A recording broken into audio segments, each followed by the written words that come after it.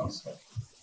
ನಮ್ಮಲ್ಲಿ ಬಹಳಷ್ಟು ಜನಕ್ಕೆ ಯಾವುದಾದ್ರು ಒಂದು ಹೊಸ ಚಿತ್ರ ಬಂದಾಗ ನಾವು ಬಹಳ ಡಿಫರೆಂಟ್ ಆಗಿರ್ತೀವಿ ಹೇಳೋದು ಬಹಳ ಮಾಮೂಲಿ ಅಲ್ವಾ. ಬಹಳ ಕೇಳಿ ನೀವು ಬಹಳ ಸಲ ಏನ್ ಡಿಫರೆಂಟ್ ಆಗಿದೆಯಾ ಅಂದಾಗ ಅವನ ಪಾಪ ಅಲ್ವಾ. ಆದ್ರೆ ಇದರ ಮೊದಲ ಹೆಜ್ಜೆಯಿಂದ ಇದು ಡಿಫರೆಂಟ್ ಆಗಿದೆ ಅನ್ನೋದನ್ನು ನಿಮಗೆ ಕಣ್ಣಿಗೆ ಕಾಣಿಸೋ ಹಾಗೆ ಹೇಳ್ತಾ ಇದ್ದೀನಿ. ಇದೇ ಇದರ ವಿಶೇಷ ಅಂತ ನಾನು ಯುದ್ಧಕಾಂಡ ಚಾಪ್ಟರ್ 2 ಯಾವ ಪರ್ಪಸ್ಗೆ ಆ ಸಿನಿಮಾ ಆಯ್ತು ಅದು ಹೇಳ್ಕೋಬಹುದು. ನಾನೇ ಒಂದು ರೀತಿ ಸ್ಥಾಪಿಸ್ಕೊಳ್ತೇನೆ, ಅದರಿಂದಾಗಿ ಈ ಸಿನಿಮಾ ಮಾಡಿದೆ, ಅದು ಒಂದು ರೀತಿ ಸ್ವಾರ್ಥ ಇರ್ಬೋದು. ಆದ್ರೆ ಹೊರಗಿನ ಸಮಷ್ಟಿಗೆ ಬೇಕಾದದ್ದನ್ನ ಏನ್ ಮಾಡ್ತಾ ಇದ್ದೀನಿ ಅಂತ ಹೊರಡುವಾಗ ಆ ಸ್ವಾರ್ಥವನ್ನು ಪಕ್ಕಕ್ಕೆ ಇಟ್ಟೇ ಆ ಕೆಲಸ ಮಾಡಬೇಕಾಗುತ್ತೆ. ಇಲ್ಲಂದ್ರೆ ಇಡೀ ಪ್ರೊಡಕ್ಷನ್ ಹೊರೆಯನ್ನ ಒಬ್ರು ಹೊರಡೋಕ್ ಸಾಧ್ಯ.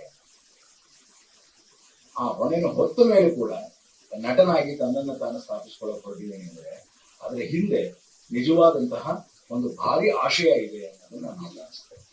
ಅದು ಇಲ್ಲಿ ಕಣ್ಣಿಗೆ ಬೀಳ್ತಾ ಇದೆ. ನಾನು ಎಂದಿನಂತೆ ಮಾಡಿದ್ದೇನೆ, ಆದ್ರೆ ಎಂದಿನಂತೆ ಅಲ್ಲ ಅಂತ ಆ ಮಾತನ್ನು ನಾನು ಹೇಳ್ತೇನೆ. ಕಾರಣ ಯಾಕೆಂತಂದ್ರೆ ಅಫ್ಕೋರ್ಸ್ ನಮ್ಮನ್ನ ಹಿರಿಯ ಸ್ಥಾನದಲ್ಲಿ ಇಟ್ಟಿರೋದ್ರಿಂದ ಸ್ವಾಮಿ ನೀವು ಗಜ್ಜೆತಾನೆ ಅಂತ ಭಕ್ತಿ ಬಗ್ಗೆ ಹೇಳ್ತಾ ಇದ್ದ. ಸೊ ಹಾಗಾಗಿ ಆ ಪಾತ್ರವನ್ನೇ ಮಾಡಿದ್ದೆ. ನನಗಿರೋದು ಸೀಮಿತವಾದಂತಹ ಸ್ಕ್ರೀನ್ ಟೈಮ್, ಅಂದ್ರೆ ಕೋರ್ಟಿಗೆ ಬಂದಾಗ ಅಷ್ಟೇ. ಆದ್ರೆ ಇಡೀ ಕಥೆಯ ಸ್ವರೂಪ ಮತ್ತು ಕಥೆಯ ಆಶಯ ನನಗೆ ಗೊತ್ತಿದೆ. ಹಾಗಾಗಿ ನಾನು ಅಲ್ಲಿ ಮಾಡ್ತಾ ಇದ್ದಾಗಲೂ ಕೂಡ ಪವನ್ ನನಗೆ ಬಹಳ ಒಂದು ರೀತಿಯಲ್ಲಿ ಇಡೀ ಚಹರೆಯನ್ನ ಮತ್ತು ನನ್ನ ಚರ್ಯೆಗಳನ್ನ ಬಹಳ ಚೆನ್ನಾಗಿ ಮೌಲ್ಡ್ ಮಾಡ್ದ. ಇಲ್ಲ ಸರ್ ಅದು ಬೇಡ, ಇದಿಷ್ಟೇ ಬೇಕು, ಹೀಗಾಗಿ ನೀವು ಮಧ್ಯ ಬೇಕಾಗಿರೋ ರಿಯಾಕ್ಷನ್ಗಳು ಬೇಕಷ್ಟೇ ಅಂದ್ರೆ ಈ ರೀತಿ ಪ್ರತಿಯೊಂದಕ್ಕೂ ತನ್ನದೇ ಆದಂತಹ ಒಂದು ಅವನ ಕಂಡಂತಹ ಒಬ್ಬ ಜಡ್ಜನ್ನ ನನಗೆ ಮುಂದೆ ಇಡ್ತಾನೆ. ಹೀಗಾಗಿ ಅದನ್ನ ಮಾಡ್ತಿದ್ದಾಗ ನನಗೆ ಒಂದು ರೀತಿ ನನ್ನ ಕಲಿಕೆಗೆ ಇನ್ನೊಂದು ಹೆಜ್ಜೆ ಆಗ್ತಾ ಇತ್ತು. ಅದರಿಂದಾಗಿ ಪವನ್ಗೆ ಮತ್ತು ಅಜಯ್ಗೆ ತುಂಬಾ ಥ್ಯಾಂಕ್ಸ್. ಯಾಕೆಂದ್ರೆ ನಿರಂತರವಾಗಿ ನಾವು ಈ ದೃಶ್ಯ ಮಾಧ್ಯಮದ ಕಲಿಕೆಯಲ್ಲಿರ್ತೇವೆ. ಬಹಳ ಖುಷಿಯಾಗಿದ್ದೇನಪ್ಪ ಅಂದ್ರೆ ನಾನು ಫಸ್ಟ್ ಡೇ ಕೋರ್ಟ್ನ ಎಕ್ಸ್ಟೀರಿಯರ್ ಶಾಟ್ಗಳಿಗೆ ಎಂಟರ್ ಆದಾಗ ಒಂದು ಕಾಣ್ತಾ ಇದೆ. ಒಂದು ಬರೀ ಪ್ರಾಡಕ್ಟ್ ಬಗ್ಗೆ ಯೋಚನೆ ಮಾಡಿದಾಗ ಅದಕ್ಕೆ ಏನೇನೋ ಡೆಕೋರೇಟ್ ಮಾಡ್ತಾರೆ, ಆದ್ರೆ ಅದು ಬಹಳ ಆತ್ಮೀಯವಾಗಿದ್ದಾಗ ಅದನ್ನು ಡೆಕೋರೇಟ್ ಮಾಡಲ್ಲ, ಅದನ್ನು ಇನ್ನೂ ಚೆನ್ನಾಗಿ ಅಪ್ಯಾಯಮಾನವಾಗಿ ಮಾಡ್ತಾರೆ.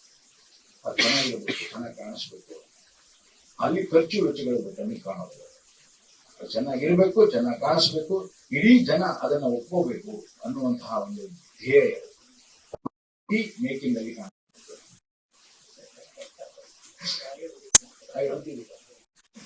ಸೊ ಲಿಟರಲಿ ಯಾವುದೇ ಕೊರತೆ ಇಲ್ಲದ ಹಾಗೆ, ಯಾವುದೇ ಕೊರೆ ಇಲ್ಲದ ಹಾಗೆ ಒಂದು ಫಿಲ್ಮ್ ನ ಮಾಡ್ತಾ ಹೋಗೋದಿದ್ದಾಗ ಅದು ತಮ್ಮ ಆತ್ಮಸಾಕ್ಷಿಗೆ ಅನುಗುಣವಾಗಿ ಆ ಸಿನಿಮಾ ಆಗುತ್ತೆ ಅನ್ನೋ ನಂಬಿಕೆ ಮೇಲೆ.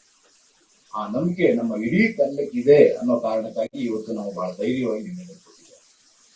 ಆ ನಂಬಿಕೆ ನಿಮ್ಮ ಮುಖಾಂತರ ಅದು ಪ್ರೇಕ್ಷಕರನ್ನ ತಲುಪುತ್ತೆ ಅನ್ನುವಂತಹ ನಂಬಿಕೆ ನಮಗೆ. ಆಮೇಲೆ ಒಳ್ಳೆ ಸರ್ಪ್ರೈಸ್ KVN ರಿಲೀಸ್ ಅಂತ ನಿಮ್ಗೆ ಗೊತ್ತಿದೆ, ಎಷ್ಟು ಹೈಪ್ ಮಾಡ್ಕೊಂಡು ಹೋಗಿರ್ತಾರೆ ಅಂತ. ಸಿನಿಮಾ ನೋಡಿದ ಮೇಲೆ ನಿಮ್ಗೆ ಗೊತ್ತಾಗುತ್ತೆ ಎಷ್ಟು ಹೈಪ್ ಆಗಿದೆ. ಯಾವುದು ಆಂತರ್ಯದಲ್ಲಿ ಇದೆಯೋ ಅದನ್ನೇ ಕಾಣಿಸ್ತಾ ಇದೆ. ಸೊ ಇಂತಹ ಕನ್ನಡದ ನಿಜವಾದಂತಹ ಮಧ್ಯಮ ಮಾರ್ಗಿ ಸಿನಿಮಾಗಳನ್ನು ಬೇಕಾಗಿದೆ. ಇವೆರಡರ ಮಧ್ಯದಲ್ಲಿ ಈ ರೀತಿಯ ಸಿನಿಮಾಗಳು ಬೇಕಾಗಿದೆ. ಅಂತಹ ಸಿನಿಮಾದಲ್ಲಿ ನಾನು ಭಾಗಿಯಾಗಿದ್ದೆ. ನನಗೂ ಒಂದು ಸಣ್ಣ ಅವಕಾಶ ಇದೆ, ಒಂದು ಸಣ್ಣ ಸಾಕಷ್ಟು ಸ್ಕ್ರೀನ್ ಪ್ಲೇಸ್ ಅದನ್ನು ಬಳಸಿದ್ದೇವೆ ಅಂತ ನೀವು ಹೇಳ್ಬೋದು.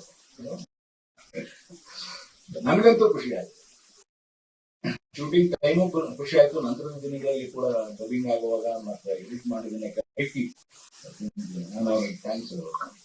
ಯಾಕಂದ್ರೆ ಜೊತೆಲಿ ಕೆಲಸ ಪ್ರಾರಂಭ ಮಾಡಿದವರು ಅವನು ನಾನು ಇಬ್ರು ಅಲ್ವಾ. ಮೊದಲ ಸೀರಿಯಲ್ ಆಗಿತ್ತು ಕನ್ನಡದಲ್ಲಿ, ಅದು ನಮ್ಮದು.